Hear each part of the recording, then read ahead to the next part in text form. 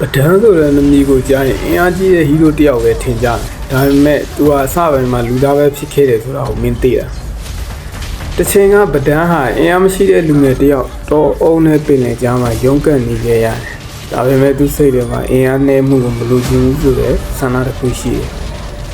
တညမှာသူ့ဘဝကိုပြောင်းလဲမဲ့ထူးဆန်းတဲ့တွေ့ကြုံတစ်ခုဖြစ်လာတယ်အဲဒီနေ့နောက်ပိုင်းပဒန်းရဲ့လက်တစ်ချက်တာမန်လူတယောက်ရဲ့အင်အားမဟုတ်တော့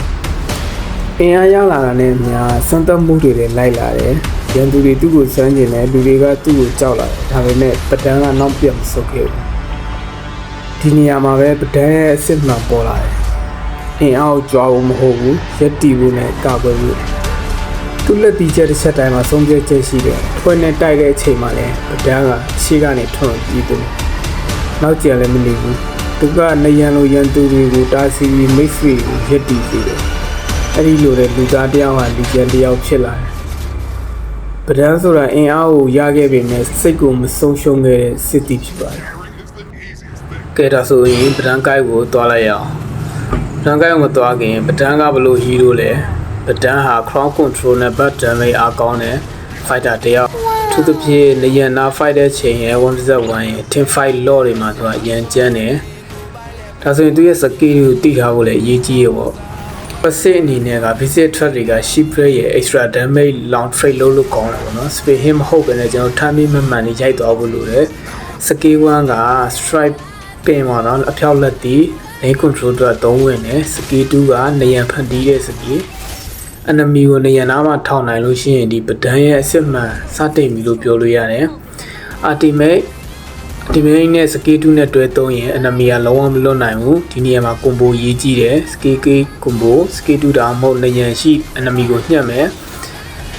visit threat ရဲ့ ultimate ရဲ့တွဲသုံးမယ်နေရန်နဲ့မထိရင် damage ကတော့အပြည့်မထွက်ဘူးလို့ပြောလို့ရတယ်ပေါ့နော် war possession ရေးကြည့်တယ် ambulance နဲ့ spare ကြောင့်ပြောရမယ်ဆိုလို့ရှိရင် ambulance အနေနဲ့က fighter ambulance ကိုရွေးမယ် barrier ပြီးတော့ special defense spare of blood spare ကတော့ flacker ကိုရွေးမယ်လေရန်နဲ့ ultimate နဲ့ဒီ sprite တိုက်တဲ့မှုကအကောင်းဆုံးပဲပေါ့နော် HQ ကိုရွေးချင်လည်းရွေးလို့ရတယ် snowball လုပ်လို့ရတယ် item ကိုကြည့်မယ်ဆိုလို့ရှိရင်လည်း warrior boy ရဲ့ hunter stray ရဲ့ plus all despair ရဲ့ malefico ရဲ့ immortal ရဲ့ institutional ရဲ့ပဒန်းက damage နဲ့တန့်ပဲဟာပိုကောင်းလဲဆိုရင် damage လို့ပြောပြရစီဒါပေမဲ့ late game မှာ immortal မရှိရင်ဝင်ရခက်တယ်သူရဲ့ play style အနေနဲ့က early game မှာ over aggressive မဖြစ်စေနဲ့လို့ပြောချင်တယ် skill 1နဲ့ပေါ့မယ် K4 ရမှာစဝင်မယ် game ကိုလည်း safe play style ဖြစ်သွားလို့ပေါ့နော် miss game မှာဆိုလို့ရှိရင်လည်းခြုံခိုမယ်နေရာနဲ့နေရာတွေမှာ fight လုပ်လို့ရတယ်ဆိုလို target လောက်ထားဖို့လည်းမမေ့နဲ့ပေါ့နော် late game ကအနောက်ကနေမဝင်ခင်မှာ enemy stand ထွက်ပြီးမှဝင်ရမယ်ပဒန်းဆိုတာက first engage မဟုတ်ဘူးပေါ့နော်ပဒန်းနဲ့မလုတ်သိတဲ့အရာတွေကဘာတွေလဲဆိုရင်နေရန်မရှိဘဲနဲ့အတင်းဝင်ထိုးတာတန်အပလန်ပြင်းနဲ့လှုပ်ထားတာ ultimate ကိုကြုံလို့ထိုးတာမျိုးတွေမလုတ်သိဘူးပေါ့နော်ကျွန်တော်နောက်ဆုံးအနေနဲ့ပြောချင်တာကဒီပဒန်းက damage hero မဟုတ်ဘူးပေါ့နော်သူက possession hero လို့ပဲကျွန်တော်ပြောချင်ပါတယ်